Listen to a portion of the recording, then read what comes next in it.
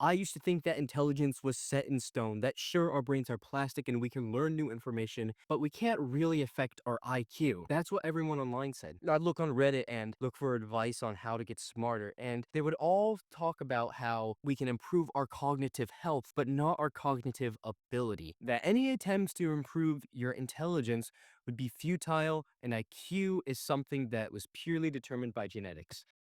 They were wrong. Intelligence is determined by two things: genetics and environment. Obviously, we can't change our genetics, but what we can do is perfect our environment to maximize our genetic limit on intelligence. There was a study in 2014 that linked children's reading ability with their intelligence. That's huge. The ability to read and comprehend text is undoubtedly important in modern society, and reading ability has been associated with improved health, education, socioeconomic status, and creativity. But before you grab your Kindle and get to reading, there's one other thing I'd like to mention, and that is read real physical books, paper books, not digital copies. To help illustrate how this is important, I'd like you to ask yourself a question first, and that is, why are books still around?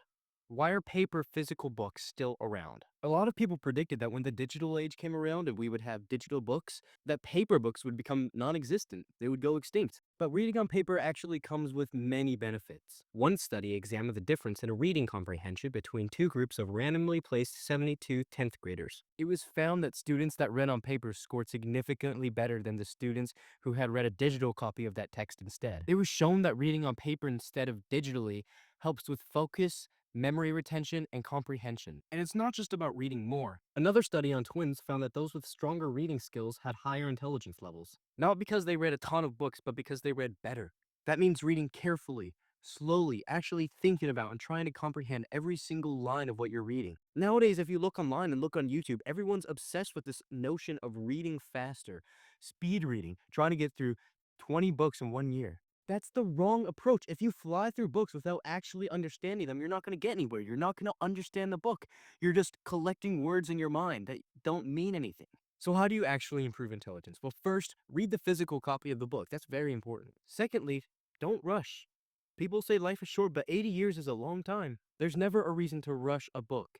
Even if you have to read something for school, you always have enough time to finish it while understanding it. Teachers make sure to do that. Pay attention to every sentence and see how it connects to the bigger picture.